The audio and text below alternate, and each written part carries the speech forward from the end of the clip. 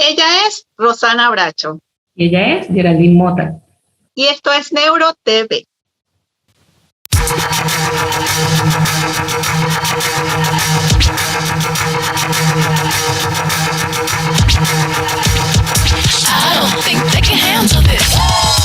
Sean bienvenidos a su programa neuroquirúrgico de confianza, Neuro TV. El día de hoy queremos hablar de un tema súper común, sin embargo, no muchas veces sabemos qué hacer con él. Y es cuando te llega tu primer traumatismo cráneoencefálico. Es un momento bastante importante, ya que no todos sabemos cómo manejarlo, y aquí en este programa de hoy te vamos a dar los pilares fundamentales para ello. El primer paso va a ser interrogatorio al paciente o sus familiares. El segundo paso va a ser la evaluación clínica de este paciente, es decir, el examen clínico que le vamos a hacer a nuestro paciente.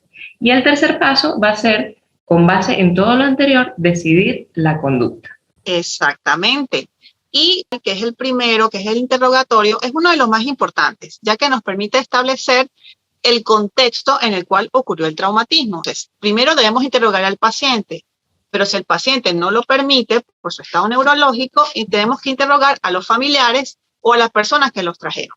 2 segundos de preguntar, ¿qué? ¿Iba en moto? Ah, ok, ya me imagino cómo fue el traumatismo. No, iba en un auto, hubo una colisión, no, tuvo una caída de altura. En 2 segundos podemos saber, entender el contexto, y es súper importante para ir abordando los demás pasos.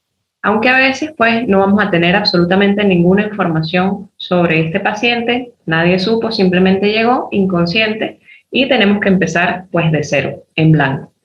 Ahora, nuestro segundo paso va a ser el examen neurológico o clínico básico con el cual vamos a clasificar nuestro trauma craneal, saber si es leve, moderado o severo. Y esto lo vamos a hacer mediante la escala de Glasgow. La respuesta ocular o apertura ocular, la respuesta verbal y la respuesta motora, ¿sí? Estos 3 parámetros nos van a permitir saber cuál es el estado neurológico de nuestro paciente.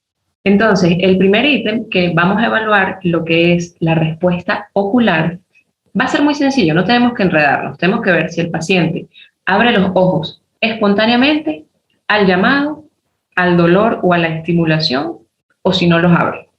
Así de simple, más nada. Y recordemos que la última actualización nos habla de un término que es no evaluable, ¿ok? Que también conlleva lo que es cuando el paciente tiene, por ejemplo, un trauma ocular, una lesión ocular que no permite realmente hacer esta evaluación de manera fiable. En este momento tenemos que aprovechar de hacer la valoración de las pupilas. Recordar que siempre las pupilas tienen que tener 2 milímetros, tienen que estar céntricas y las 2 del mismo tamaño. Ahora, si vemos que hay una pupila más grande que la otra, o sea, hay una anisocoria, ahí tenemos que correr. Si vemos que las 2 pupilas están iguales, pero muy pequeñas o mióticas, también tenemos que correr. Y aún más tenemos que correr si están iguales, pero muy grandes, o sea, midriáticas. Lo importante es saber que nuestras pupilas deberían estar iguales de 2 milímetros. Recordemos también que la parte del interrogatorio es importante porque a veces hay antecedentes oculares que nos pueden causar variaciones en estas pupilas. El segundo ítem de la escala de coma de Glasgow no es más que la respuesta verbal. Y es bastante sencilla, son 5 punticos sin molestarse mucho. Primero, si tiene un lenguaje orientado, si está hablando contigo perfectamente y te está echando todo su cuento. El segundo, se le va restando un puntico si su lenguaje ya está desorientado, no sabe dónde está, no sabe quién es. Le seguimos restando si es un paciente que tiene unas palabras, las dice pero son inadecuadas, o sea, no tiene ni idea de lo que está hablando, no tiene nada que ver con lo que tú le estás preguntando. Le restamos un punto si lo que hace es decir sonidos, o sea, cuando lo estás evaluando, en ningún momento emite ninguna palabra, sino lo que hace es hacer sonidos incomprensibles. Y el último puntico se lo quitamos cuando vemos que el paciente no hace ninguna respuesta. Recordar también que aquí está el ítem de no valorable, aquellos pacientes que estén intubados, aquellos pacientes que tengan problemas, que no físicamente no puedan hablar, evidentemente aquí va a estar no evaluable en este ítem de la escala. Y nuestro último ítem, que es la parte motora, la evaluación motora, que consta de 6 parámetros, si es la respuesta espontánea, si localiza al estímulo, si retira al estímulo, si hace una flexión anormal, si hace una extensión anormal o si no hay respuesta. Y recordemos que está el ítem de no evaluable si el paciente tiene alguna fractura en alguno de sus miembros o es un politraumatizado que realmente está inmovilizado o tiene alguna lesión que le impide ser evaluado de esta manera. Entonces, no evaluable. Bueno, y ya que estamos evaluando la parte motora, hay que recordar que estas respuestas tienen que ser simétricas, porque si no, podríamos estar ante algún traumatismo raquimedular. Entonces, aprovecha que estás en este momento para hacer una buena evaluación de la parte muscular y así poder determinar si algo más está pasando. Y bueno, ya que estamos hablando de que responde o no responde a un estímulo, recordar que eso está establecido. ¿Dónde vamos a realizar el estímulo? Está establecido que puede ser en la región supraciliar, en el trapecio o en el lecho unguial. Pero ¿qué pasa? Tiene que ser una buena estimulación. Muchas veces hemos llegado a evaluar pacientes y dicen, no, el paciente no responde nada. ¿Cuánto tiene de Glasgow? 3.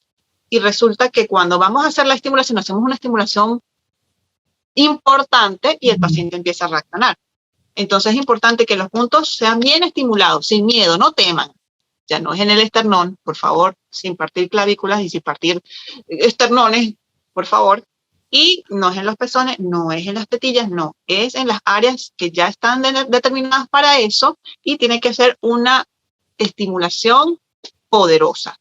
Y recordemos muy importante antes de hacer esta evaluación que el paciente no debería estar sedado o si ya está sedado, pues esperar un ratico después de cerrarle la sedación para que la evaluación pues sea confiable. Y ya que has realizado tu examen neurológico a través de la escala de coma de Glasgow, vamos a poder determinar con qué nos estamos enfrentando. Si es un TEC moderado, leve, severo, y para eso obviamente existe una clasificación que también se basa en 3, porque todo aquí es 3. Entonces sería un TEC leve, que si la escala te da de 14 a 15 puntos, un TEC moderado si te da desde los 9 hasta los 13 puntos, y un TEC severo cuando hablamos de menos de 8 puntos. Entonces, evidentemente, el manejo y la conducta y lo que tú vas a hacer varía muchísimo si estamos hablando de un TEC leve a un TEC severo. Y una vez que ya hemos hecho estos 2 pasos, vamos a nuestro último paso, el paso final, que es hacer lo complementario. Los exámenes de laboratorio, glicemia, urea, creatinina, hematología completa, tiempo si es un paciente quirúrgico, los estudios de imagen, rayos X, tomografía, resonancia magnética, ecos, todo esto dependiendo de la situación y lo que hayamos descubierto previamente de nuestro paciente que necesite ser estudiado un poquito más allá. Y por último, las interconsultas, dependiendo de lo que salgan en estos laboratorios y estudios de imagen previa. Ya que terminamos con nuestro examen neurológico, nuestro examen clínico en el paciente, ahora tenemos que saber qué estudios complementarios le vamos a pedir. Pero en eso vamos a hacer un poco más de hincapié en los siguientes capítulos. Ok, y bueno, ya después de haber evaluado estos 3 parámetros, puedes estar bastante tranquilo de que existe un buen diagnóstico de evaluación de tu paciente con el TEC. Y de aquí en adelante vas a estar más consciente de que la conducta a seguir va a ser la más apropiada gracias a tu buena evaluación y diagnóstico. Y bueno, esperamos que hayan aprendido algo de este breve capítulo de cómo evaluar tu primer trauma craneal. Déjanos tu opinión en los comentarios y no te pierdas nuestra publicación sobre el tema en la cual te vamos a dejar tu escala de Glasgow para que la lleves a todos lados contigo, la evaluación de las pupilas y algunos tips complementarios que te pueden hacer falta y te pueden ayudar en tu primera guardia. Así que no te lo pierdas, NeuroTV todos los jueves, tu programa neuroquirúrgico de confianza.